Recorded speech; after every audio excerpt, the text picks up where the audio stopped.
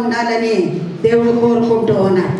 కనుక మొట్టమొదటి నుంచి నేను చాలాసార్లు చెప్తున్నటువంటి మాట ఏంటంటే, దేవుడు పాపిని వెతుక్కుంటూ పరలోకాన్ని విడిచి ఈ లోకానికి వచ్చాడు మన కోసమే, మనల్ని రక్షించడానికి. దేవుడు ఈ లోకానికి తన కుమారుని పంపినని ఆ సత్యాన్ని మనం అంగీకరించాలి.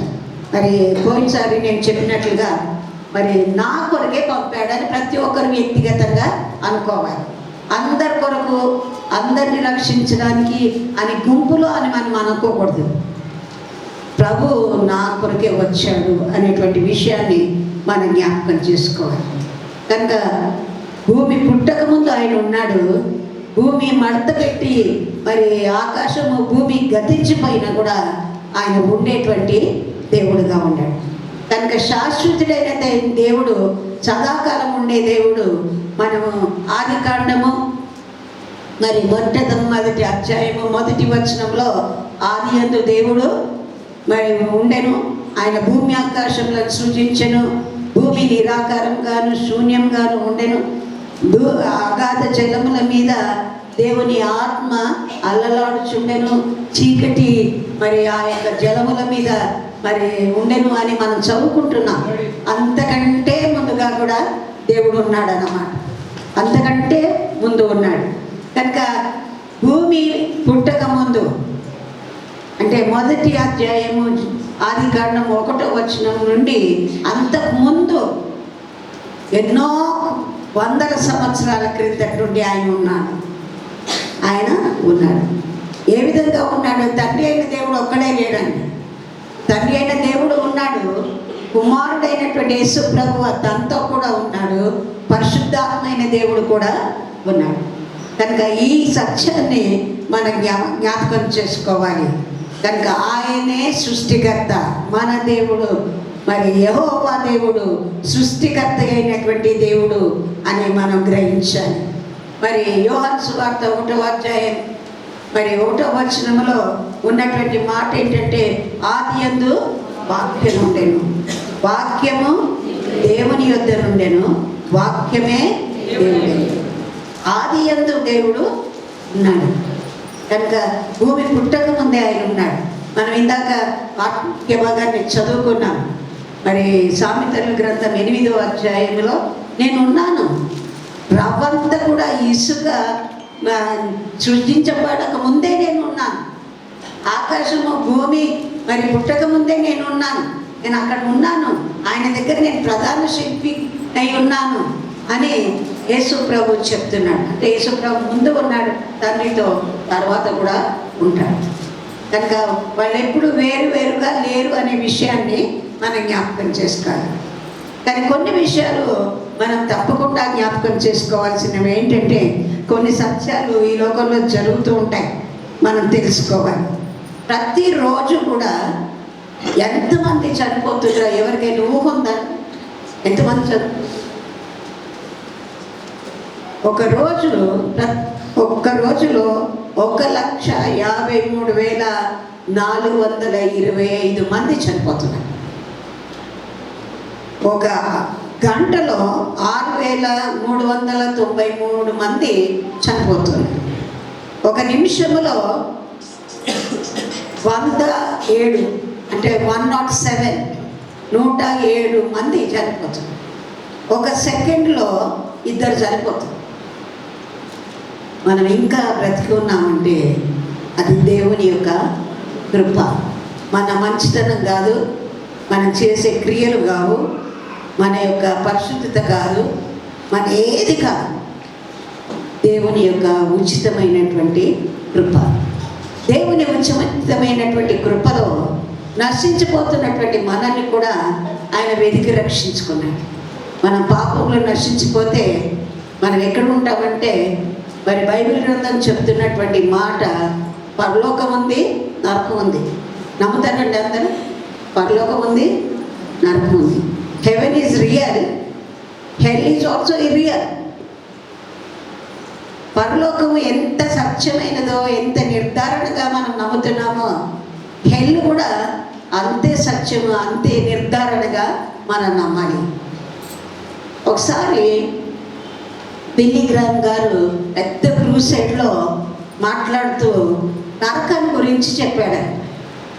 నరకం గురించి చెప్తుంటే ఆ యొక్క క్రూసైడ్, ఆ మీటింగ్ అయిపోయిన తర్వాత ఒక అతను వచ్చి ఆయన అడుగుతున్నాడంట, అయ్యగారు మీరు చాలా భయంకరంగా నరకాన్ని గురించి వివరించారు, అంత వివరించకపోతే బాగుండేదేమో అని అన్నాడు. అంటే బిల్లీ గ్రామ్ గారు ఏమన్నారంటే, నేను వివరించింది చాలా తక్కువ, దీనికంటే భయంకరంగా ఉంటుంది అని చెప్పాడు. నరకం అంటే చాలా భయంకరంగా ఉంటుంది, విచిత్రంగా ఉంటుంది. కనుక మనం అనుభవిస్తేనే దానిలో ఉన్నటువంటి ఆ శ్రమలు, బాధలు మనకు అర్థమవుతాయి. అవి అర్థం కాకముందే బైబిల్ గ్రంథంలో ఎలా ఉంటుందో దేవుడు మన కొరకు రాసి పెట్టాడు. కనుక మనం అక్కడికి వెళ్ళకూడదని దేవుని యొక్క ఆశ. అందుకనే దేవుడు సృష్టారంభము నుండి, మొట్టమొదటి నుండి మనుషులను ఏ విధంగా రక్షించాలి అనే ప్రయత్నంలోనే ఉన్నాడు చివరి వరకు కూడా. కనుక ఆయన దగ్గరికి రావాలి, ఆయనను నమ్మాలి. ఆయన నిజమైన దేవుడు, సృష్టికర్త, ఆయన రక్షకుడు. ఆయన నా కొరకు ప్రాణం పెట్టాడు, నా కొరకు చనిపోయాడు, నా పాపాన్నంతా ఆయన మీద వేసుకొని నన్ను నీతిమంతుడుగా తీర్చాడు అనే సత్యాన్ని తెలపడానికి ఈ లోకంలో అన్ని ప్రయత్నాలు చేసి ఆదికాండం నుండి ప్రకటన గ్రంథం వరకు రాశాడు. మనం రక్షించి మనం ఆ నరకంలోనికి వెళ్ళకుండా ఉండాలనే దేవుని యొక్క ఆశ. కనుక ఒకవేళ మనం చనిపోతే, అందరం చనిపోతూ ఉన్నారు, మనం సమాధి కార్యక్రమాలు వెళ్తున్నాం, మన ప్రియులను కోల్పోతున్నాం, దుఃఖిస్తున్నాం. కానీ ఆ ఆత్మ ఎక్కడికి వెళ్తుంది అనేటువంటి విషయాన్ని మనం జ్ఞాపకం చేసుకోవాలి. శరీరం అయితే కృళ్ళిపోతుంది, సమాధి చేయబడుతుంది, మట్టిలో పాతి పెట్టబడుతుంది. కానీ దేవుని యొక్క ఆత్మ దేవుని దగ్గరికి వెళ్తుందా లేదా, అది ఈ లోకంలో ఉండగానే మనం నిర్ణయించుకోవాలి. అంటే ఏంటి, ఈరోజు మరి సమాధి కార్యక్రమం లాగా చెప్తుంది అని అనుకోవద్దు మీరు. This is the truth. ఈ యొక్క సత్యాన్ని మీరు గ్రహించాలి. రక్షణ కొరకు దేవుడు ఎంత ప్రణాళిక కలిగి ఉన్నాడు. ఒక్క ఆత్మ కూడా నశించడానికి ఆయనకు ఇష్టం లేదు. కాబట్టి పదే పదే మనతో మాట్లాడుతున్నాడు, పదే పదే మనకు వినేటట్లు, అర్థమయ్యేటట్లు ఆయన బోధిస్తూ వస్తున్నాడు. కనుక మనం ఆ యొక్క మరణాన్ని తప్పించుకోలేము. కనుక మన మార్గాలను, మన యొక్క ప్రవర్తనను, మన నడవని మార్చుకుంటే మనము పరలోకానికి వెళ్తాము. లేదా నేను ఇలాగే ఉంటాను, నా ఇష్ట ప్రకారంగా నేను జీవిస్తాను అంటే మాత్రం మనము ఇంకో చోటుకి వెళ్ళాలి, అది నరకం. దీనికంటే ముందుగా ఒక సందర్భం జరిగింది. దానిని నేనేమంటున్నానంటే, ఇప్పుడు నేను వివరించాను కదా, సామెతల గ్రంథం 8వ అధ్యాయంలో ముందు ఉన్న అది ఆది నిత్యము అని పిలువబడుతుంది. ఏమన్నారండి? ఆది నిత్యము, ఎవర్ లాస్టింగ్ బిగినింగ్ అని ఇంగ్లీష్లో అంటారు. అంటే యేసు ప్రభువుకి ఆది లేదు, అంతం లేదు. ఆయన ఎప్పుడూ ఉండే దేవుడు. ఈ రోజున పుట్టాడు, ఈ రోజున చనిపోతాడు, ఇది ఆయన లైఫ్ స్పాన్ అనుకోవడానికి లేదు, దేవుడికి లేదు. కనుక అది మనం నమ్మాలి, అది మనము నమ్మాలి. కనుక ఈ యొక్క సత్యాన్ని మనం గ్రహించినప్పుడు, భూమి సృష్టింపబడక ముందు, ఆదికాండం 1వ అధ్యాయం 1వ వచనం నుండి ముందు మరి అక్కడ జరిగినటువంటి సంఘటన మీకు స్క్రీన్ మీద చూపించాలని నేను కోరుతూ ఉన్నాను. స్క్రీన్ మీద చూడండి. అక్కడ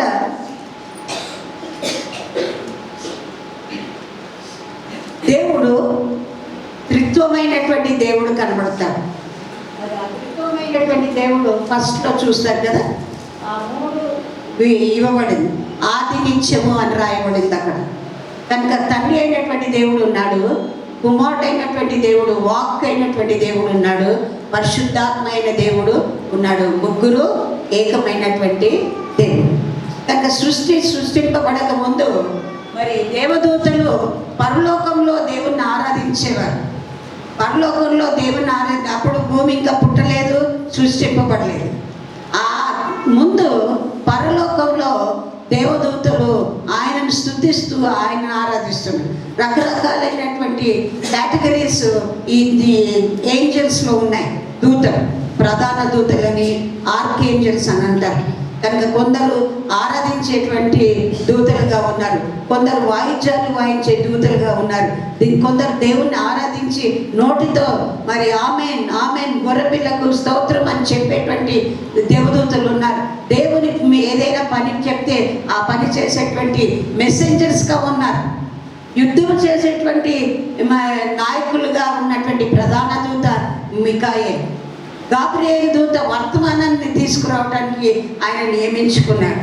కనుక ఈ 2 ప్రధాన దూతలు మాత్రమే మనము తరచుగా బైబిల్ గ్రంథంలో చూస్తాం. కానీ రఘుయేలు అని ఇంకొక దూత ఉంది, రఫాయేలు అనేటువంటి ఇంకో ప్రధాన దూత ఉంది. కానీ లూసిఫర్ కూడా, సాతాను కూడా ముందు భూమి సృష్టించబడక ముందు అది పరలోకంలో ప్రధాన దూతగా ఉంది. కనుక అక్కడ ఎప్పుడైతే మరి ఈ యొక్క లూసిఫర్ తను తాను హెచ్చించుకోవడానికి, తను తాను దేవునితో సమానుడిగా చేసుకోవడానికి ఎప్పుడైతే ఆలోచన జరిగిందో అక్కడ పరలోకంలో యుద్ధం జరిగింది. చూడండి, యెషయా గ్రంథం 14వ అధ్యాయంలో ఆ మాట రాయబడి ఉంటుంది. యెషయా గ్రంథం 14వ అధ్యాయం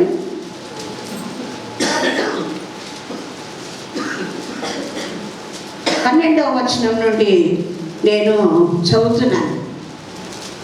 తేజో నక్షత్రమా, వేకువ చుక్క, నీ వెట్లు ఆకాశం నుండి పడితివి. జనములను పడగొట్టిన నీవు నేల మట్టము వరకు ఎట్లు నరకబడితివి. నేను ఆకాశములకు ఎక్కిపోయేదను, దేవుని నక్షత్రములకు పైగా నా సింహాసనమును హెచ్చింతును. ఉత్తర దిక్కునను నా సభాపర్వతం మీద కూర్చుందును. మేఘమండలంలో మీదికెక్కుదును. మహోన్నతునితో నన్ను సమానునిగా చేసుకొందును అని నీవు మనసులో అనుకుంటివి కదా. నీవు పాతాళమునకు, నరకములో ఒక మూలకు త్రోయబడితివే. నిన్ను చూచువారు నిన్ను నిదానించి చూచినట్లు తలపోయుదురు. భూమిని కంపింపచేసి రాజ్యములను వణికించిన వాడు ఇతడేనా? లోకమును అడవిగా చేసి దాని పట్టణములను పాడు చేసిన వాడు ఇతడేనా? ఎవరి గురించి ఈ మాటలు రాయబడ్డాయి? లూసిఫర్, ప్రధాన దూతగా ఉన్నటువంటి లూసిఫర్ తన మనసులో దేవునికి సమానంగా చేసుకొని దేవుని సింహాసనానికి సమానంగా తన సింహాసనం వేసుకోవాలని ఆలోచన వచ్చింది. తాను దేవుని స్థానంలోనికి హెచ్చించుకోవాలనుకున్నాడు. వాడు అక్కడ యుద్ధం చేసి తనకు ఒక గుంపును, సైన్యాన్ని సిద్ధపరచుకొని దేవుని దూతలతో పోరాడు. అప్పుడు ఆ లూసిఫర్ని, లూసిఫర్కు చెందినటువంటి దూతలను దేవుడు పరలోకం నుండి త్రోసివేశాడు. అప్పుడు ఆ త్రోసివేసినటువంటి ఈ లూసిఫర్ సృష్టి ఆరంభంలో ఏదైనా వనంలో సృష్టి అంతా అయిన తర్వాత ఆ యొక్క ఆదాము అవ్వలను సృష్టించడానికి ఏదైనా వనంలోనికి వచ్చింది. అక్కడ మనం చూసినట్లయితే ఎవరైతే పరలోకంలో అవిధేయతగా ఉన్నారో, ఎవరైతే దేవుని మాట వినలేదో, ఎవరైతే లూసిఫర్ను అనుసరించారో ఆ దేవదూతలు కూడా ఉన్నారు. వారిని ఏమంటారంటే ఫాలన్ ఏంజల్స్. దేవదూతలుగా ఉండాలన్నటువంటి ఆధిక్యతను పోగొట్టుకున్నటువంటి వారు పరలోకంలో ఉండటానికి అర్హులుగా లేరు. ఎవరైతే దేవునికి విరోధంగా మాట్లాడారో, ఎవరైతే యుద్ధం చేశారో, సమానంగా దేవునితో ఉండాలని అనుకున్నారో వారందరూ కూడా మరి లూసిఫర్ను అనుసరించి వారు అక్కడి నుండి పడద్రోయబడ్డారు. అది మనం ఇక్కడ చూసినట్లయితే మీకు కనపడుతూ ఉంటుంది. ఫాలన్ ఏంజల్స్ అనేటువంటి ఆ యొక్క పటాన్ని, ఆ చిత్రాన్ని మీరు చూడొచ్చు. మీరు చూడగలుగుతున్నారు. ఇక్కడ పైన 4 మీకు కనబడుతున్నాయి కదా, అవి దేవదూతల పరలోకంలో ఉన్నప్పుడు.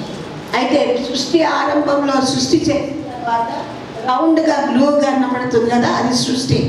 తర్వాత ఇక్కడ కింద మీకు 4 పోర్షన్స్ కనబడుతున్నాయి. అక్కడ పడిపోయినటువంటి దేవదూతలు, వారు నిరంతరము వారు అక్కడ బంధించబడ్డారు. They are expelled from heaven. పరలోకంలో నుండి వాళ్ళు పడద్రాయబడ్డారు. వారి సాతాను దూతలు అన్నమాట. కనుక యూదా పత్రికలో మనం చూసినట్లయితే ఒక మాట అక్కడ కనబడుతుంది. మొదటి అధ్యాయం 1వ అధ్యాయం ఉంటుంది. యూదా పత్రిక 1వ అధ్యాయం 6వ వచనాన్ని నేను చదువుతున్నాను. యూదా పత్రిక 1వ అధ్యాయం 6వ వచనం. మరియు తమ ప్రధానత్వమును నిలుపుకొనక తమ నివాస స్థలములను విడిచిన దేవదూతలను మహాదినము చెరుగు తీర్పు వరకు కటిక చీకటిలో నిత్య పాశములతో ఆయన బంధించి భద్రము చేసెను. ఇక్కడ పడిపోయినటువంటి దేవదూతలు. అదేవిధంగా మనం చూసినట్లయితే ఆదికాండం 6వ అధ్యాయం, ఆదికాండం 6వ అధ్యాయంలో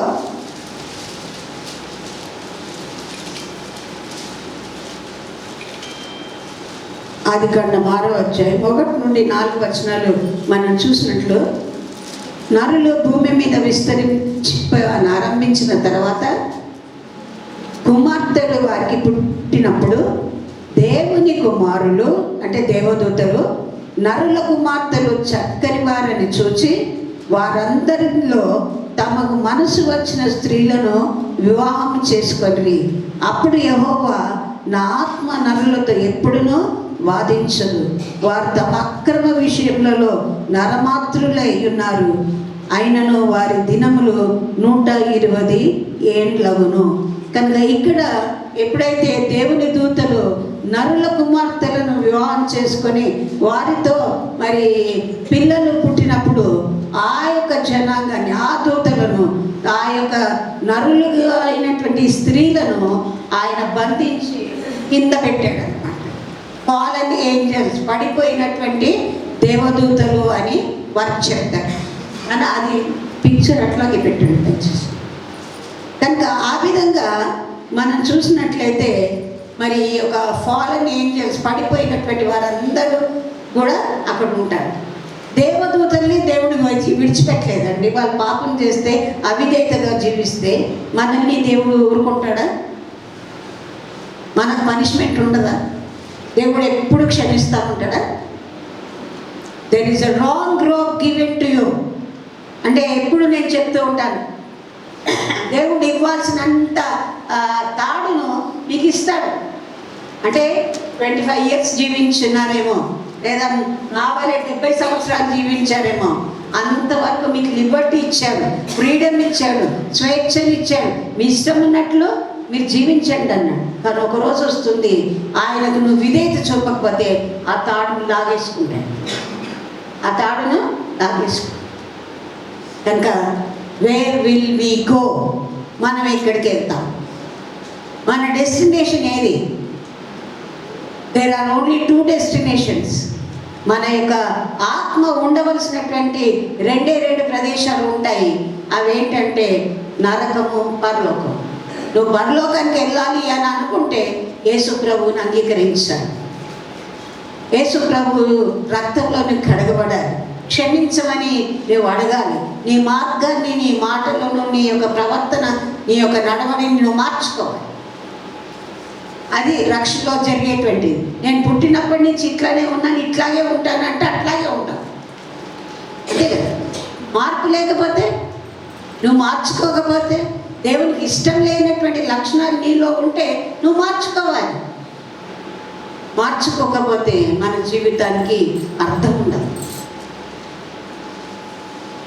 అన్నీ అర్థమైనట్లు మనం వింటూ ఉన్నాం, అనేక సంవత్సరాల నుండి వింటున్నాం, కానీ మనలో మార్పు ఉంటుందా? కనుక ఈ యొక్క పిక్చర్లో మీరు చూసినట్లయితే అది ఆది నుండి అంతం వరకు ఉన్నటువంటిది. ఈరోజు మాత్రము భూమి కింద దిగువ భాగంలో ఉన్నటువంటి విషయాలను మాత్రమే నేను మీతో చెప్పాలని ఆశపడుతూ ఉన్నాను. పరదేశు అనేటువంటి మాట మీకు అక్కడ కనపడుతుంది కదా. పరదేశు అనేటువంటి చూడగలుగుతున్నారు. అక్కడ అబ్రహాము రొమ్మన ఆ యొక్క లాజరు మరి ఆనుకొని ఉన్నాడు. అది మనందరికీ తెలిసినటువంటి విషయం. కనుక పారడైజ్ అనేది, పరదేశం అనేది ఎటువంటి ప్రదేశం అంటే రక్షించబడినటువంటి వారు అంతకంటే ముందుగా యేసుప్రభు చనిపోకముందు విశ్వాసులుగా ఉండి నీతిమంతులుగా తీర్చబడి ధర్మశాస్త్రానుసారంగా వాళ్ళు పరిశుద్ధులుగా జీవించినప్పుడు ఆ యొక్క వారందరూ కూడా ఈ పరదేశంలో ఉన్నారు. వారు పరిశుద్ధులు, నీతిమంతులు. వారిని సాతాను చెరగబెట్టుకుంది, బంధించింది అక్కడ పరదేశంలో. ఆ పరదేశం అనేది మరి యేసుప్రభు కాలం వరకు కూడా అది భూమి క్రింద భాగాల్లో ఉంది. భూమి క్రింద భాగాల్లో ఉంది కనుక అక్కడ అబ్రహాము రొమ్ములోకి ఆ లాజరు వెళ్ళగానే కింద మీకు కనబడుతుంది నరకం అనేది. ఆ నరకంలో ఉన్నటువంటి ఆ యొక్క ధనవంతుడు పైకి చూస్తే అక్కడ అబ్రహాము రొమ్మున ఆనుకొని ఉన్న లాజరు కనబడుతున్నాడు. అందుకని ఆ లాజరు ధనవంతుడి యొక్క కథ నేను ఇప్పుడు చెప్పట్లేదు, కానీ అక్కడ ఆ పరదేశం పైన ఉంది, నరకం కింద ఉంది వెంటనే. కనుక నరకంలోనికి ఎవరు వెళ్తారు, పరదేశంలోనికి ఎవరు వెళ్తారు అంటే అంతవరకు నీతిమంతులుగా ఉన్నవారు పరదేశంలో క్రింద ఉన్నారు.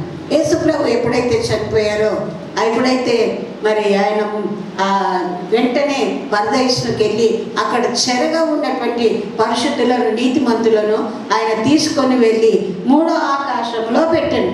చూడండి, పైన ఉన్నటువంటి చిత్రపటంలో మీరు చూడగలుగుతారు. ఆ యొక్క అబ్రహాము పైకి తీసుకొని వెళ్ళబడ్డాడు కనుక అక్కడ పరిశుద్ధులందరూ ఉంటారు. కనుక ఆకాశంలో 3 ఆకాశాలు ఉంటాయి. పైన ఉన్నటువంటిది ఆకాశంలో మరి అందరు పరిశుద్ధులు, పరదేశంలో ఉన్నటువంటి వారందరూ ఉంటారు. కనుక 2వ ఆకాశం ఉంటుంది, 3వ ఆకాశం ఉంటుంది. క్రీస్తునందు మృతులైనటువంటి వారు ఉంటారు, తిరిగి జన్మించినటువంటి వారు ఉంటారు. శ్రమల కాలంలో మరి ఇప్పుడు యేసుప్రభు చనిపోయి తిరిగి లేచిన తర్వాత రక్షణ మార్గం ఏర్పాటు చేసిన తర్వాత అక్కడ ఉన్నటువంటి వారందరూ కూడా ఆ 3వ ఆకాశం వరకు వెళ్తారన్నమాట. అక్కడ కూడా కేటగిరీస్ ఉంటాయి. పాత నిబంధన నీతిమంతులు ఉంటారు, మరి యేసుప్రభు కంటే ముందుగా ఉన్నటువంటి నీతిమంతులు ఉంటారు, తర్వాత తిరిగి జన్మించినటువంటి వారు, ఇప్పుడు జన్మించినటువంటి వారందరూ మొదటి ఆకాశంలో ఉంటారు.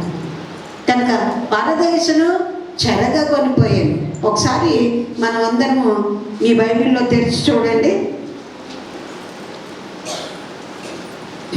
ఎఫెసీయులకు రాసిన పత్రిక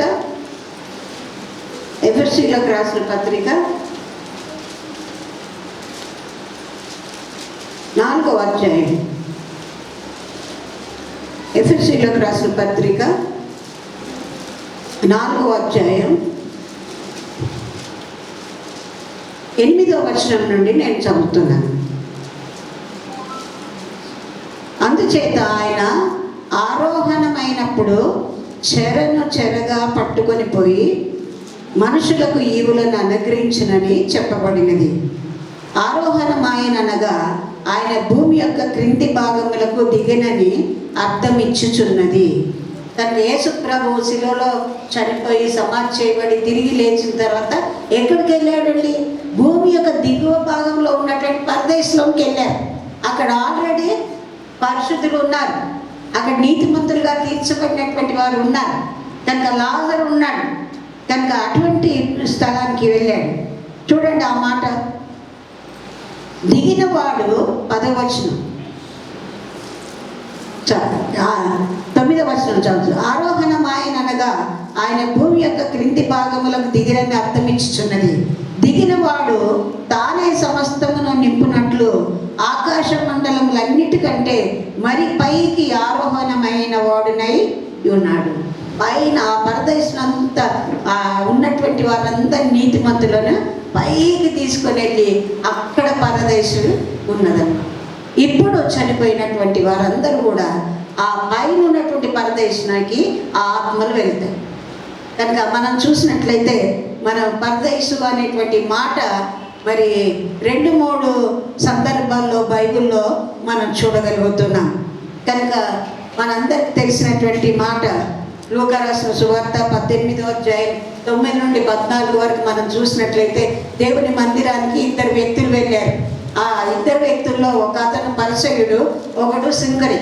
కనుక పరిసయ్యుడు ఏమని చెప్తున్నాడు? వేషధారణగా నేను 10వ వంతు ఇస్తాను, నేను వారానికి 2 సార్లు ఉపవాసం ఉంటాను, నేను ఈ ప్రక్కన ఉన్నటువంటి మనిషి వల్ల నేను లేను, తను తాను పోల్చుకుంటూ ఉన్నాడు. తన నీతిమంతుడుగా తను తాను అనుకుంటున్నాడు. ఆ తర్వాత మనం చూసినట్లయితే సుంకరి వస్తాడు, ఆ గుమ్మం దగ్గరే నిలబడతాడు. ఆయన కన్నులెత్తి నేను చూడటానికి కూడా నాకు అర్హత లేదు ప్రభా, పాపినైనటువంటి నన్ను క్షమించు. కనుక ఎవరు తీర్పు తీర్చబడ్డారు?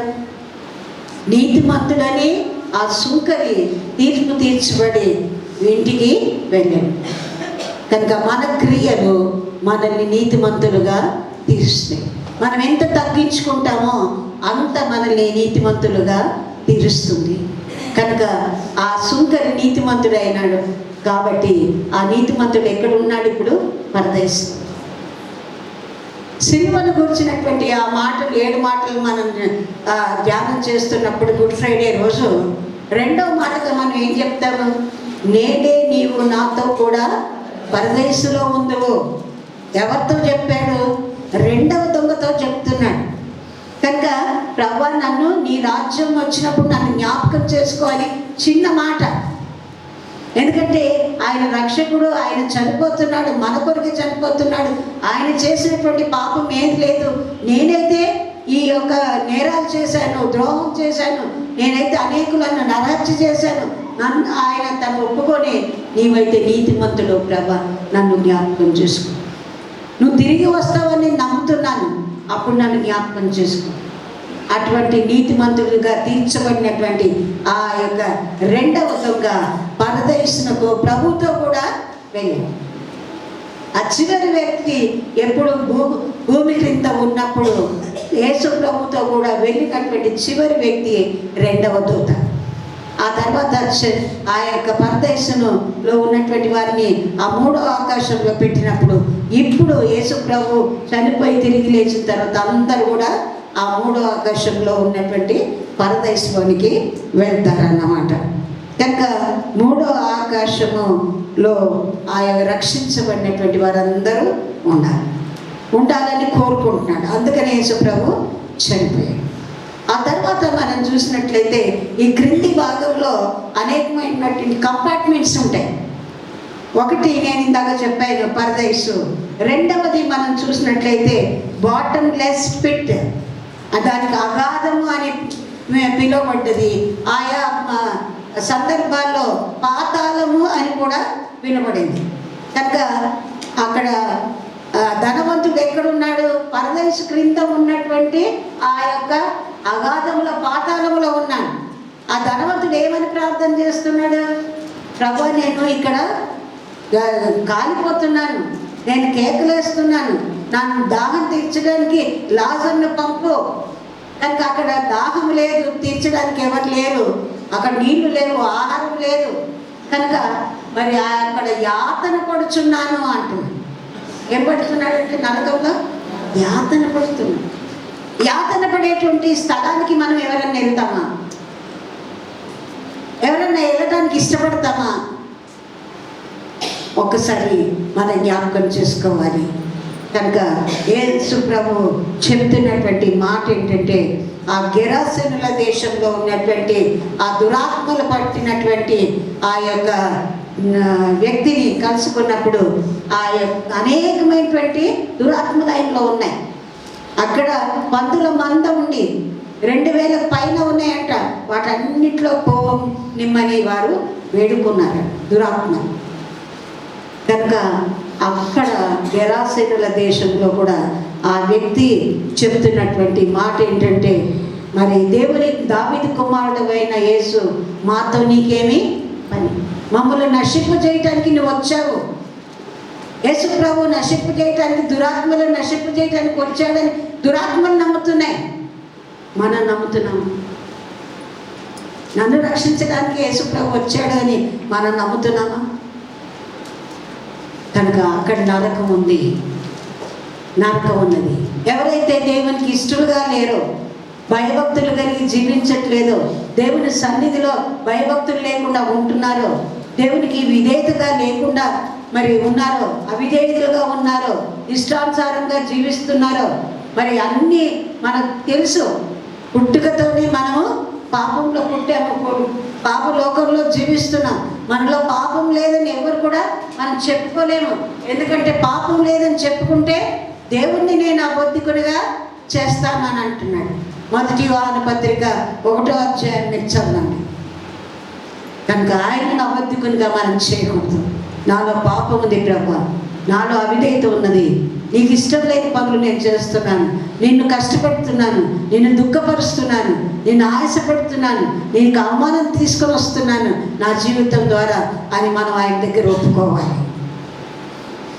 అన్నీ బాగున్నాయి, నాకేమీ కొదవలేదు అని ధనవంతుడు ఈరోజు వాక్య భాగాన్ని చదువుకున్నాను, నాకేం కొదవలేదు అని అనుకున్నాడు ఆయన. అన్నీ నేను వాక్యానుసారంగా చేస్తున్నాను, కానీ ఒకటి కొదవగా ఉంటుంది. మన జీవితంలో ఏదో పరలోకానికి వెళ్ళకుండా ఉండేటువంటి ఏదో ఒకటి నీకు ఆటంకం ఉండొచ్చు, నీ జీవితంలో ఆటంకంగా ఉండొచ్చు. అది నీ విడిచిపెట్టలేనటువంటి పరిస్థితి కావచ్చు, దాన్ని విడిచుకోలేకపోతున్నావేమో. ఒకసారి జ్ఞాపకం చేసుకోవాలి. కనుక మనం ఏదైతే దేవుని కొరకు అవమానకరంగా మనం జీవిస్తున్నామో దాన్ని విడిచిపెట్టుకోలేకపోతే మన పరలోకంలో ప్రవేశం ఉండదేమో అని జ్ఞాపకం చేసుకో. కనుక ఎవరు ఈ యొక్క బాటమ్లెస్ పిట్కి వెళ్తారు అని చెప్తే వికెడ్ ఈవిల్ స్పిరిట్స్, మరి ఈ యొక్క ఆ యొక్క దురాత్మలన్నీ కూడా అక్కడికి వెళ్తాయి అన్నమాట. కనుక ఈ యొక్క అగాధంలోనికి ఎవరు వెళ్తారు అనేటువంటి మాటను మనం జ్ఞాపకం చేసుకుంటే ఆది సర్పము, ప్రకటన గ్రంథం 20వ అధ్యాయం 1వ వచనం నుండి 3వ వచనం వరకు మీరు చదివినట్లయితే ఆది సర్పము, అపవాది, సాతాను, ఘట సర్పము అని చెప్పబడుతున్నటువంటి వాడు పట్టుకొని 1000 సంవత్సరములు వారిని బంధించి అగాధంలో పడవేసి ఆ 1000 సంవత్సరములు గడుచు వరకు ఇక జనములను మోసపరచకుండానట్లు అగాధము మూసివేసి దానికి ముద్ర వేసాను. ఆ నరకం కింద మీరు చూసినట్లయితే ఒక ఫిగర్ కనబడుతుంది, శాశ్వతుడైన అనే దాని పింక్ కలర్లో కనబడుతుంది. అది బాటమ్లెస్ పిట్, అది అగాధము. అది ఎవరి కొరకు నిర్ణయించబడింది? సాతాను, అపవాది అనేటువంటి వాడికి, అక్యూజర్, మన మీద నేరము పోవాడు. వాడు అక్కడ 1000 సంవత్సరాల వరకు అక్కడ బంధించబడతాడు. కనుక 1000 సంవత్సరాల వరకు అక్కడ ఉంటుంది. కనుక ఎవరు ఉంటారు? ఇంకా క్రూర మృగం ఉంటుంది. మీరు ప్రకటన గ్రంథం మనం తర్వాత ధ్యానం చేసుకున్నప్పుడు ఈ శిలువ ధ్యానాల్లో కూడా చాలాసార్లు చెప్పారు. క్రూర మృగం ఉంటుంది, అబద్ధపు ప్రవక్తలు క్రీస్తులు ఉంటారు. వాళ్ళందరూ ఈ యొక్క బాటమ్లెస్ పిట్లో ఉంటారు. కనుక ఇంకో మాట ఏంటంటే ప్రకటన గ్రంథం 20వ అధ్యాయం 15వ వచనంలో ఎవని పేరైనను జీవ గ్రంథమందు వ్రాయబడినట్లు కనబడని ఎడల వాడు అగ్నిగుండంలో పడవేయబడును. అగ్నిగుండంలో పడవేయబడును. ప్రకటన గ్రంథం 20వ అధ్యాయం 15వ వచనం.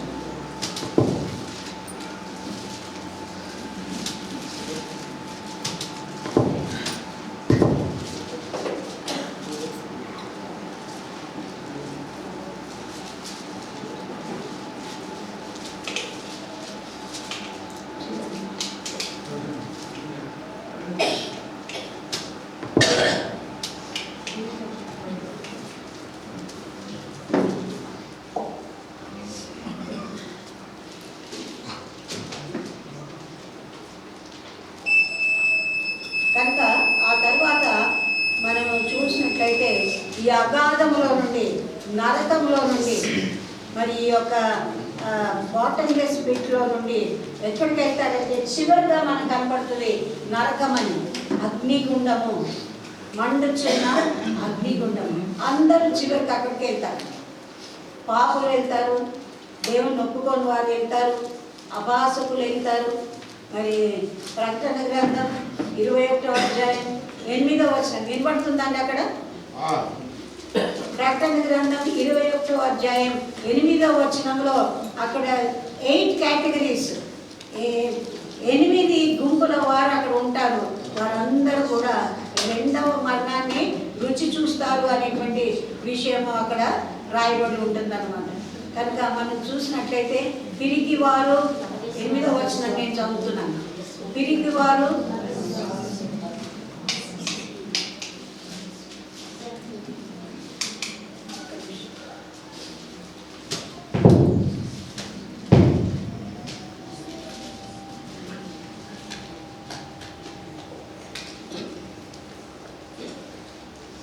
పిరికివారు, అవిశ్వాసులు, అసహ్యులు, నరహంతకులు, వ్యభిచారులు, మాంత్రికులు, విగ్రహారాధకులు, అబద్ధికులందరూ అగ్ని గంధకములతో మండు గుండంలో పాల్గొందురు. కనుక అక్కడ నరకంలో నుండి మరి ఎక్కడికి వెళ్తారంటే తీర్పుకి వెళ్తారు. తీర్పు దగ్గర ధవల సింహాసనం దగ్గర గొర్రెలను మేకలను వేరు చేసిన తర్వాత అందరూ పాపులు, దేవుని ఎరుగనటువంటి వారు, అంగీకరించని వారు, తృణీకరించినటువంటి వారు, ఆ దేవుణ్ణి అపహాస్యం చేసినటువంటి వారు, బైబిల్ గ్రంథాన్ని విశ్వసించినటువంటి వారందరూ కూడా నరకంలో పడద్రోయబడతారు. చివరిగా ఉంది చూడండి, కొంచెం గొర్రెలు మేకలు మరి అక్కడ తీర్పు పొందిన తర్వాత అక్కడ జరుగుతున్నటువంటి మాట. నరకం అనేది చివరిగా మండుచున్న మేక దగ్గర చూసారా, కింద లైన్లో అక్కడ మండుచున్న అగ్నిగుండం. అది చివరిగా జరిగింది. కనుక ఆ విధంగా మనం చూసినట్లయితే నరకము అంటే ఏమని మనం అనుకోవాలి. కనుక ఇంకో మాట, ఈ నరకం కొరకు ఒక భాగంకు ఒక కంపార్ట్మెంట్ అన్నమాట. నరకంలో ఒక కంపార్ట్మెంట్, వెలుపటి చీకటి. ఏంటండి వెలుపట చీకటి. మరి మత్తయి రాసిన సువార్త 25వ అధ్యాయం అక్కడ ఒక ఉపమానం చెప్తాడు యేసుప్రభు. ఆ ఉపమానంలో ఒకరికి 5 తలాంతులు, ఒకరికి 2 తలాంతులు, ఒకరికి 1 తలాంతు ఇస్తాడు. కనుక 5 తలాంతులు వాడు 5 తలాంతులు సంపాదిస్తాడు. 2 తలాంతులు గలవాడు 2 తలాంతులు సంపాదిస్తాడు. 1 తలాంతు గలవాడు దాన్ని ఏం చేశాడంటే భూమిలో పాతి పెట్టాడు.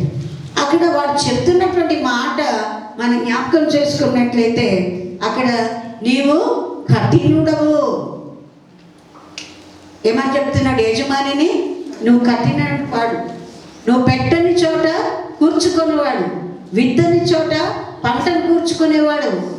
కనుక నీవు ఎట్టివాడో నాకు అర్థమైంది కాబట్టి నీ యొక్క తలాంతును తీసుకొని వెళ్ళి నేను భూమిలో పాతి పెట్టాను అని చెప్తున్నాడు.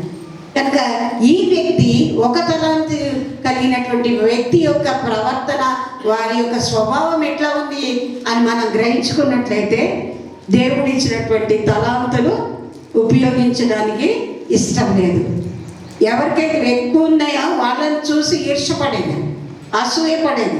యజమానిని చూసి అసూయ, వీడు నేను ప్రయత్నం చేసి వ్యాపారం చేసి సంపాదిస్తే వాడు అనుభవించాలి, కనుక నా యజమానికి నేనెందుకు లాభం చెయ్యాలి అని ఆలోచన వచ్చింది.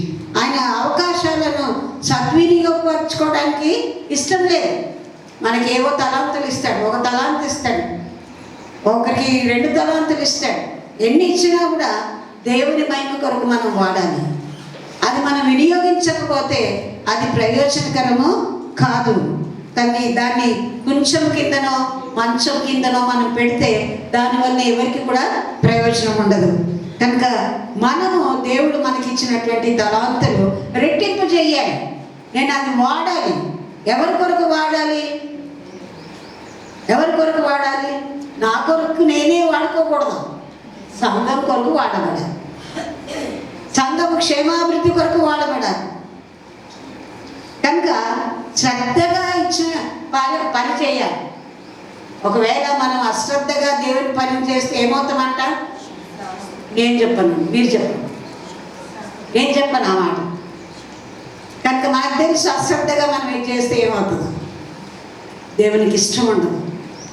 కనుక ఈర్ష్య, అసూయ, కుళ్ళు, స్వార్థము ఇవన్నీ మనకున్న తలాంతులను నొక్కి పట్టేసి ఆ తలాంతులు దేవుని కొరకు ఉపయోగించకుండా అవి నిష్ప్రయోజనం అవుతున్నాయి.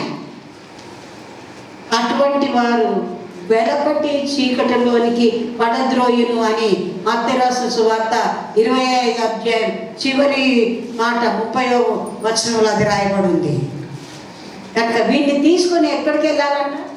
కటిక చీకట్లో పడేయండి, వెలపట్టి చీకటిలోనికి పడేయండి అని చెప్తారు. వెలపట్టి చీకటి దేవుడు ప్రేమించి మనకు తలాంతులు ఇస్తే అవి దుర్వినియోగపరచుకొని అవి నాకు చాలవు, ఇతరులకే ఇచ్చింది నాకు కావాలి అనుకుంటే అది దేవుడు ఎవరి సామర్థ్యాన్ని బట్టి వారికి తలాంతులు ఇస్తాడు. ఎవరిని దేని కొరకు ఎన్నుకుంటాడో ఆ పని మనం చేయాలి. కనుక జంతువుల యొక్క ఒక కథ ఉంటుంది. పిల్లి ఎక్కడ ఉండాలంటండి? పొయ్యి దగ్గర ఉండాలి. కుక్క ఎక్కడ ఉండాలండి? గేట్ దగ్గర ఉండాలి. గాడి దగ్గర ఉండాలండి, వీధిలో ఉండాలి. పశువులకే దేవుడు ఆ విధంగా పెట్టాడు. కనుక మనము మన స్థానాన్ని, దేవుని యొక్క మరి చిత్తాన్ని, ఉద్దేశాన్ని గ్రహించాలి. లేకపోయినట్లయితే మనం కూడా వెలపట్టి చీకటిలోనికి పడద్రోయబడతాము అనేటువంటి మాటను జ్ఞాపకం చేసుకోవాలి. అక్కడ చెప్తున్నటువంటి మాట చివరిగా నరకం ఏంటంటే నరకం ఉంటుంది. ఆ నరకము ఏ విధంగా ఉంటుంది అనేటువంటి మాట మనం జ్ఞాపకం చేసుకున్నట్లయితే ఈ అగాధము లేదా అగ్నిగుండము, మండుచున్న అగ్నిగుండము, పాతాళము అని రకరకాలైనటువంటి పదాలు బైబిల్ గ్రంథం, తెలుగు బైబిల్లో రాయబడి ఉన్నాయి. కనుక ఈ మాటలన్నీ కూడా కామన్గా మనం చూస్తే ఇట్ ఈస్ హెల్, నరకం. ఆ నరకము అనేటువంటి మాట బైబిల్ గ్రంథంలో 53 సార్లు రాయబడిందంట. మరి పరలోకాన్ని గురించి అంతగా రాయబడలేదు. మరి 53 కంటే తక్కువ సార్లు పరలోకాన్ని గురించి రాయబడింది. పరలోకంలో ఏం జరుగుతుందో అనేది ప్రకటన గ్రంథం అంతా కూడా వివరించాడు.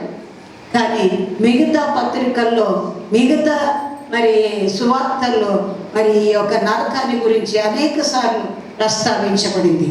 హెవెన్ కంటే కూడా, పరలోకాని కంటే ఎక్కువగా మరి నరకాన్ని గురించి ఈ బైబిల్ గ్రంథంలో ప్రస్తావించడం జరిగింది అన్నమాట. కనుక ఎవరు ఈ నరకానికి వెళ్తారు అనేటువంటి మాట యేసు ప్రభు తన మాటల్లో చెప్తున్నటువంటి మాట. మత్తయి రాసిన సువార్త 7వ అధ్యాయం 13-14 వచనాల్లో చెప్తున్నటువంటి మాట ఏంటంటే, నాశనమునకు పోవు ద్వారము వెడల్పును, ఆ దారి విశాలమునై ఉన్నది, దాని ద్వారా ప్రవేశించువారు అనేకులు. ఇరుకు ద్వారం ఉంది. ఆ ఇరుకు మార్గంలో కొందరే పోతారంట.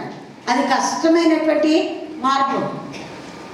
అన్ని వదులుకోవాలి, లోకాన్ని వదులుకోవాలి, లోక ఆశలను వదులుకోవాలి, అట్రాక్షన్స్ వదులుకోవాలి, లోకానుసారమైనటువంటి జీవితాన్ని విడిచిపెట్టాలి, శరీరానుసారమైనటువంటి జీవితాన్ని విడిచిపెట్టాలి అంటే చాలా కష్టం అందరికి. కొందరికి ఒకే ఒక బ్యాడ్ హ్యాబిట్ ఉంటుంది. ఆ ఒక్క బ్యాడ్ హ్యాబిట్ వదిలిపెట్టడానికి ఇష్టం ఉండదు, అది పట్టుకొని ఉంటుంది. We don't want to lose. We rather lose heaven. పరలోకాన్ని పోగొట్టుకోవడానికి ఇష్టపడతాం, కానీ మనకున్నటువంటి ఈ చెడు తలంపులు, ఆలోచనలు, అలవాట్లు విడిచిపెట్టుకోవడానికి మనం ఇష్టపడం. కనుక ఒక్క బ్యాడ్ హ్యాబిట్ మనల్ని పరలోకానికి వెళ్ళకుండా చేయవచ్చు. అదేంటో మీకు తెలుసు. వ్యక్తిగత మీకు ఏమి ఉన్నాయో, మీరు వదులుకోలేనిది ఏంటో అది మీకు తెలుసు, దేవునికి తెలుసు. మీరు అది వదిలిపెట్టుకోలేకపోతున్నారని కూడా దేవునికి తెలుసు. అది వదిలిపెట్టాలని ఎన్నో ప్రయత్నాలు, అయిన అవకాశాలు మీకు ఇస్తున్నప్పటికీ కూడా అవి సద్వినియోగపరచుకోవట్లేదేమో. మనం ఒక 4 పిల్లలంట ఈతకెళ్ళారంట. ఈతకెళ్ళి చాలాసేపు ఆ నీళ్ళల్లో ఈత కొట్టేశారు. మరి 3 పిల్లలేమో బయట ఒడ్డుకు వచ్చేసారు. ఒకడు మాత్రము ఆ యొక్క నదిలో మధ్యకి వెళ్ళిపోయాడు. ఈ ఒడ్డునున్న పిల్లలు రమ్మంటున్నారంట, అరే వచ్చేయరా, నువ్వు వచ్చేయి అంటే, నేను రాలేను అంట. నువ్వేదో పట్టుకున్నావు, దాన్ని వదిలిపెట్టి రానన్నాడు. నేను దాన్ని పట్టుకోలేదురా, అదే నన్ను పట్టుకున్నాను. ఆ అలవాటు అనేది, బ్యాడ్ హ్యాబిట్ అనేది, ఆ యొక్క లోపం అనేది, ఆ పొదవు అనేది మనల్ని పట్టుకుంటుంది. మనం విడిచిపెట్టుకోలేకపోతాం. మనం విడిచిపెట్టుకోవాలన్నా కూడా అది మన జీవితంలో అంత పునాది వేసుకొని ఉంటుంది, పటిష్టంగా ఉంటుంది, కనుక పీఠం వేసుకొని ఉంటుంది అని చెప్తారు కొందరు పెద్దలు. కనుక అటువంటి అలవాట్లు మనం విడిచిపెట్టుకోలేకపోతాం. దేవుని కొరకు, దేవుని మహిమ కొరకు ఏదైనా మనం విడిచిపెట్టగలుగుతున్నామా? ఈ లోకంలో ఉండేటువంటి అవకాశాలన్నీ మనకు కావాలి. ఆ అవకాశాల కొరకు మనం ఏదైనా చేస్తాం. గవర్నమెంట్లో ఎన్ని జరుగుతున్నాయి మీ అందరికీ తెలుసు, నేను చెప్పక్కర్లేదు. కానీ వాటిని విడిచిపెట్టుకోలేకపోతుంటే దేవుడు మరి మనల్ని ఏ విధంగా తీర్పు తీరుస్తాడు. కనుక ఈ నరకములో మరి యెషయా గ్రంథం 5వ అధ్యాయం 14వ వచనంలో ఈ పాతాళానికి ఉన్నటువంటి ఒక ఆశ ఉందంట. యెషయా గ్రంథం 5వ అధ్యాయం 14వ వచనం, అందుచేతనే పాతాళము మిగుల గొప్ప ఆశతో కనిపెట్టుకొని అపరిమితంగా తన నోరు తెరుచున్నది. వారిలో ధనులను, సామాన్యులను, ఘోష చేయువారును, హర్షించువారును పడిపోతారు. పాతాళంలో ఎవరు పడిపోతారు? ధనికులు ఉంటారు, దరిద్రులు ఉంటారు, చదువుకున్న వాళ్ళు ఉంటారు, చదువు లేని వాళ్ళు ఉంటారు, జ్ఞానవంతులు ఉంటారు, బుద్ధిహీనులు ఉంటారు, వెర్రివారు ఉంటారు, అన్నీ ఉన్న వాళ్ళు ఉంటారు, ఏమి లేనటువంటి వారు ఉంటారు, అందరూ ఉంటారు. వాళ్ళందరినీ మింగాలని ఈ పాతాళం నోరు తెచ్చుకొని కాసుకొని ఉందంట. దానిలో పడిపోకుండా మనల్ని జాగ్రత్తపరచడానికి, మనల్ని హెచ్చరించడానికి ఈ బైబిల్ గ్రంథం మనకు దేవుడు ఇచ్చాడు. What is hell, what is heaven అనేది దేవుడు మనకు స్పష్టంగా ఈ బైబిల్ గ్రంథంలో తెలియజేశాడు. కనుక ఈ యొక్క అగ్నిగంధకములతో మండుచున్నటువంటి ఈ గుండములో, ఈ నరకములో ఏముంటాయండి? అగ్నిగంధకాలు ఉంటాయి. మీరు ఈ దీపావళి పండుగ వచ్చినప్పుడు మీరు ఇవన్నీ కాలుస్తారు కదా, క్రాకర్స్, వాటిల్లో ఏముంటుంది? సల్ఫర్ ఉంటుంది. ఆ సల్ఫరు మనం బయట గాలికి పెడితే మండుతుంది. కానీ అటువంటి సల్ఫరు ఈ అగ్నిగుండంలో ఉంటుంది, అది మండుతూ ఉంటుంది. కనుక అక్కడ జరుగుతున్నటువంటి మాట ఏంటంటే పొగ ఉంటుంది, మరి ఆ విధంగా తారు ఉంటుంది. తారు అంటే తెలుసు కదా మీకు, డాంబర్ లాంటి జిడ్డులా కారిపోతూ ఉంటుంది ఆ నరకం. మనం అది భరించలేము, అది వేడిగా కూడా ఉంటుంది. డాంబర్ పని చేసే, రోడ్లు వేసే వాళ్ళు చేస్తే వాళ్ళు ఏం వేసుకుంటారండి? కాళ్ళకు గాయాలు కలగకుండా బూట్లు వేసుకుంటారు. ఒకవేళ వాళ్ళు వేసుకోలేదనుకో వాళ్ళ చర్మం కాలిపోద్ది. అటువంటి భయంకరమైనటువంటి ఆ యొక్క పదార్థం అక్కడ ఉంటుంది. అక్కడ పండ్లు కొరకటం, ఏడవటం, కేకలేయటం, దప్పిక తీరకపోవటం, ఎవరు సహాయం చేయనటువంటి ప్రదేశం. అక్కడ పురుగులు ఉంటాయి.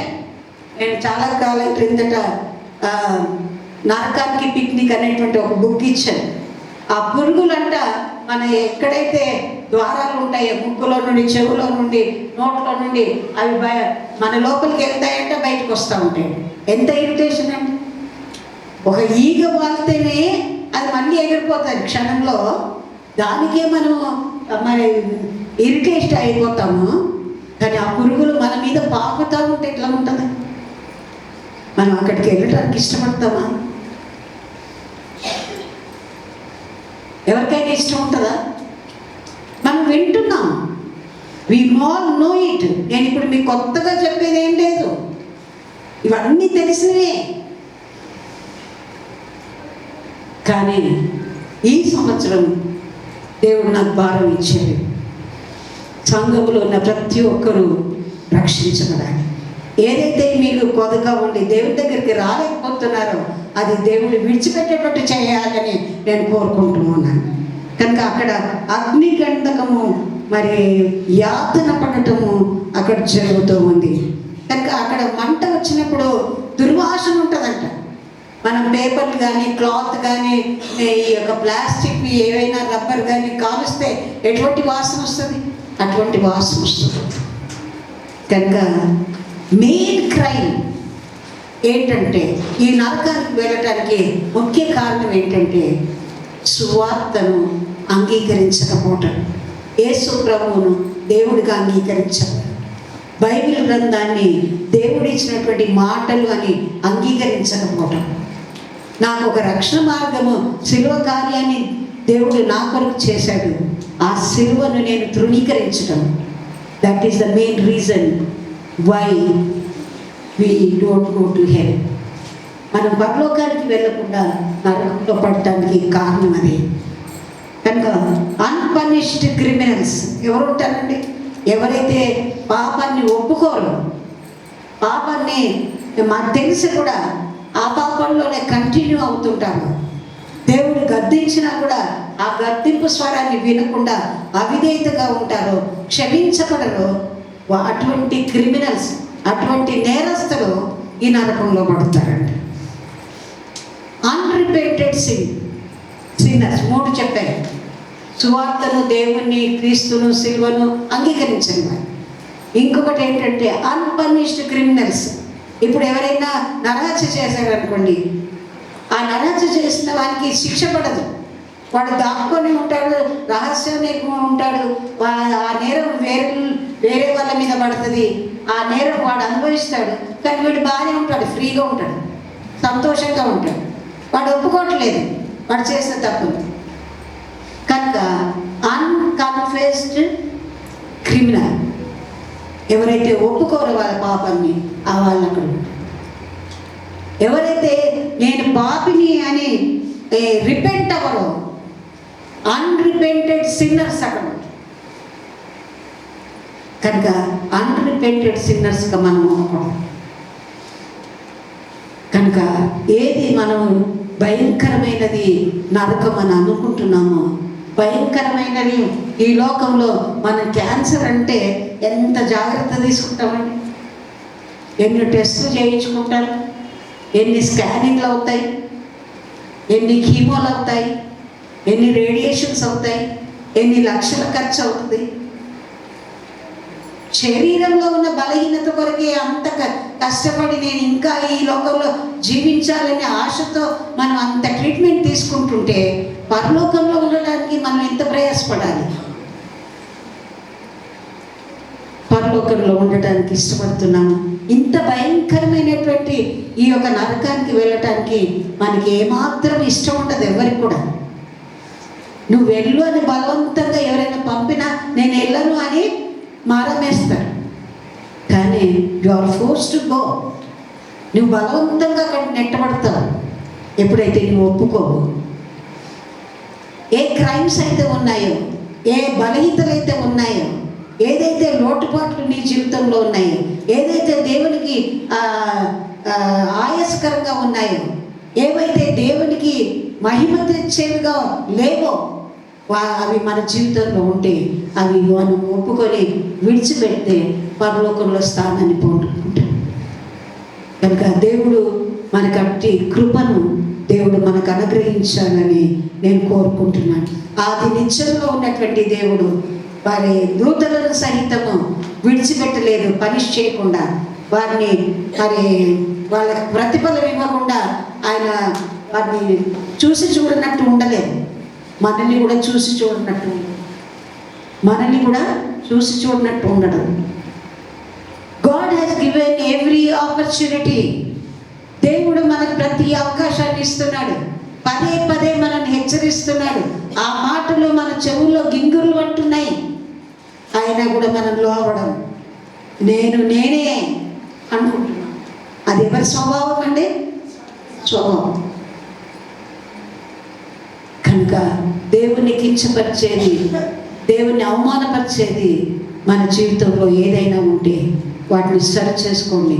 దేవునికి ఇష్టముగా జీవించడానికి ఆ యొక్క పరిశుద్ధ పట్టణంలో, ఆ యొక్క పరలోకంలో ఉండటానికి మనము ఆధిక్యతను, యోగ్యతను, అర్హతను మనం సంపాదించుకోవాలని కోరుకుంటూ ప్రతి ఒక్కరు కూడా రిపెంట్ అవ్వండి, క్షమాపణ పొందుకోండి దేవుని దగ్గర. అప్పుడు పరలోకం is guarantee for you. Billy Graham చెప్పే ఒక మాట చాలా నచ్చుతుంది నాకు. ఆయన ప్రసంగాల్లో చెప్తున్నటువంటి మాట చివరి దినాల్లో ఏమన్నాడని, if I die my seat is reserved in heaven. నా యొక్క స్థానం అక్కడ ఆల్రెడీ మనం ట్రైన్కు ఫ్లైట్కి వెళ్ళేటప్పుడు రిజర్వ్ చేసుకున్నట్లు నేను my seat is reserve there in heaven. కనుక నా అడ్రస్ మారిపోతుంది. నేను భూలోకంలో క్యారోలినాలో ఉన్నటువంటి వాడిని నేను ఇప్పుడు హెవెన్లో ఉన్నానని అడ్రస్ నాకు ఉంటుంది అని అన్నాడు. కనుక మన యొక్క అడ్రస్ కూడా మార్చుకోవాలి, మన యొక్క స్థానాన్ని అక్కడ సంపాదించుకోవాలి. నా తండ్రి ఇంట అనేక నివాసములు ఉన్నవి, లేని ఎడలి నేను మీతో చెప్పుదును. నేను మరలా వచ్చి మిమ్మల్ని తీసుకొని మీ కొరకు సిద్ధపరుస్తాను నివాసాలు. నిత్యము దేవుడు మనతో ఉండాలని తన ప్రయత్నం ఈ బైబిల్ గ్రంథం అంతా కూడా ఆది నుండి చివరి ప్రకటన గ్రంథం వరకు దేవుడు మనుషులను ప్రేమించి వారితో సహవాసం చేసి ఏదైతే ఏదేని వనంలో పోగొట్టుకున్నామో అది తిరిగి మనకి ఇవ్వటానికి దేవుడు చేసే ప్రయత్నంలో ఈ బైబిల్ గ్రంథాన్ని అంతా మన కొరకు రాసి పెట్టాడు. అంగీకరిద్దాం, చదువుదాం, దాన్ని గ్రహించుకుందాం, అంగీకరించుకొని నా రక్షణ పొందుకుందాం, రిపెంట్ అవుదాం. ప్రభువా నేను పాపిని, నాలో ఏ బలహీనతలు ఉన్నాయో ఎరిగినటువంటి దేవుడు నన్ను క్షమించు ప్రభువా. ఆ పాతాళంలో నరకంలో నేను ఉండకుండా నీవు చేసేటువంటి ప్రయత్నాన్ని నేను నిరాకరిస్తున్నాను ప్రభా అని ఒక్కసారి మనం అడుగుదాం. ఒక్కసారి తలలు వంచి చిన్న ప్రార్థన చేసుకోండి, పశ్చాత్తాపడండి, దేవుని అడగండి. ఏ బలహీనత అయితే దేవునికి నీకు అడ్డంగా ఉందో, పరలోకానికి వెళ్ళకుండా తలుపులు మూసేస్తున్నాయి, ఆ యొక్క బలహీనతను దేవుని సన్నిధిలో ఒప్పుకొని విడిచిపెట్టడానికి మనం ఇష్టపడాలి. పరిశుద్ధుడైన దేవానికి స్తోత్రాలు. తండ్రి ప్రభా, పరలోకం ఎంత స్వచ్ఛమైనదో నరకం కూడా అంతే సత్యం. ఈ నరకాన్ని కూడా ప్రభా మీరే సిద్ధపరిచారు. ఎవరు ఎక్కడ ఉండాలో మేము నిర్ణయించినటువంటి దేవుడు. సాతానుకు తన అనుచరులకు, సాతాను దూతలకు ఏర్పాటు చేసినటువంటి ఈ నరకంలో, ఈ యొక్క పాతాళము అగాధంలో తండ్రి మేము ఉండకుండా మమ్మల్ని మేము సరి చేసుకోవడానికి, తండ్రి ఆ యొక్క మనసు మార్చుకోవడానికి, నూతన సృష్టిగా మేము మారబడటానికి తండ్రి పదే పదే మమ్మల్ని హెచ్చరిస్తున్నప్పుడు మేము నీ వాక్యానికి లోబడి తండ్రి ప్రభా మమ్మల్ని మేము సిద్ధపరచుకోవడానికి మాకు ఇస్తున్న ప్రతి అవకాశాన్ని మేము సద్వినియోగపరచుకొని సరి చేసుకునే జ్ఞానం తెచ్చింది. వాక్య జ్ఞానములో నాయన తండ్రి పరిశుద్ధాత్మ వెలుగులో మా హృదయాలను పరీక్షించుకొని సరి చేసుకునే జ్ఞానము విధేయత మాకు అనుగ్రహించమని తండ్రి మాలో ఎవ్వరు కూడా ప్రభా నాయన తండ్రి ప్రభా విడిచిపెట్టబడకుండా నీ పరలోకంలో నీ సన్నిధిలో సంతోషించి నేను ఆరాధించేటువంటి భాగ్యాన్ని మేము సంపాదించుకున్నట్లుగా మీరు కృప చూపమని, మీరు సమస్తమైన గంట ప్రభావం పొందుకోమని, విత్తబడినటువంటి వాక్యాన్ని మీరు దీవించి ఫలింపచిన నన్ను కూడా మీరు నిలబెట్టుకున్నందుకే మీకు స్తుతులు వందనాలు చెల్లిస్తూ యేసు నామములో ప్రార్థించి వేడుకుంటున్నాను తండ్రి. ఆమేన్.